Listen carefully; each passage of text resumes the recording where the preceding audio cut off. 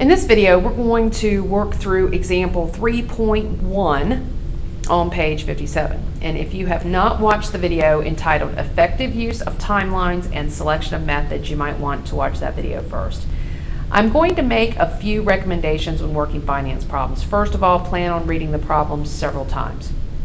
Secondly, decide on 2 ways to solve each problem. It is important that you have 2 ways to work every financial problem. The financial calculators can be challenging to use, and if you rely on them exclusively, you might find that you're missing a lot of your answers.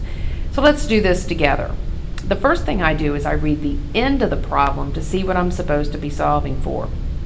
In example 3.1, the last part of the problem reads, the Smiths want to know what a similar condo will sell for in 6 years. Right then, we know that we're going to be solving for the future value of that condo.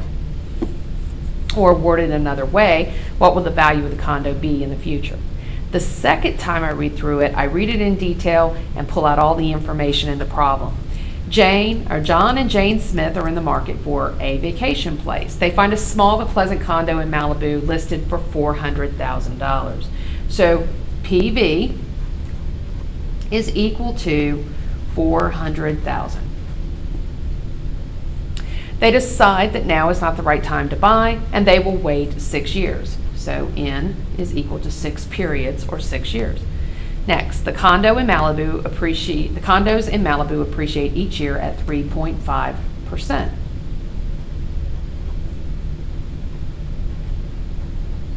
Now I write my interest rates as regular percentage, 3.5% and 0.035, to remind me that when I use my financial calculator, I'm going to use 3.5, and when I use the formula, I'm going to use 0.035, the decimal form. And this percentage rate represents the amount by which the condo will grow in value each year.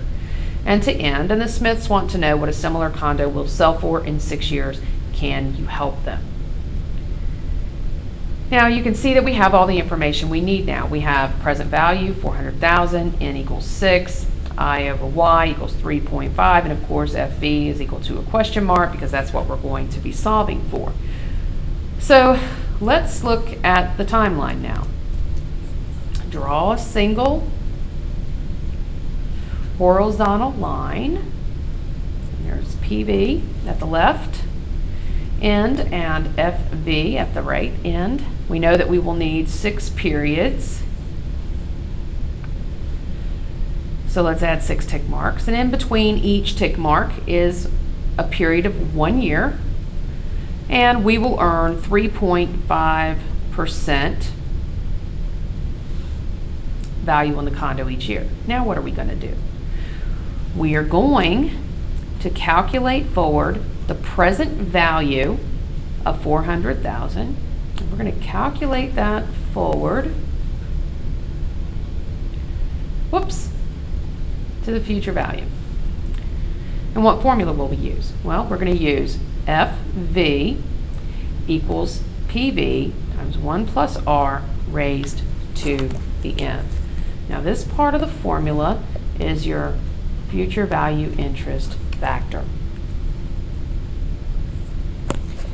So let's solve the equation. We're going to set this up according to this formula. FV equals 400,000 times 1.035, because we're using the manual calculation. 6, N equals 6. And then when we calculate that out, I'm just going to show you part of my calculator right now so I don't cover everything up completely. 1.035 y to the x, 6 y to the x. That gives us 400,000 times 1.229255. We're going to multiply that by 400,000. And it gives us $491,702.13. Now when we use our calculator, we'll just go ahead and cover this up. We're going to enter 400,000 as the present value. We enter 0 for the payment key, 3.5 for I over Y, and N equals 6. And then let's hit compute future value. Compute future value. And the calculator shows that the future value is $491,702.13. Now, some of you may have it reflected as a negative number, and you can ignore the negative sign. Well, why does that negative sign show up? Because the BA2 Plus requires that either present value, the payment, or future value be entered as a negative number.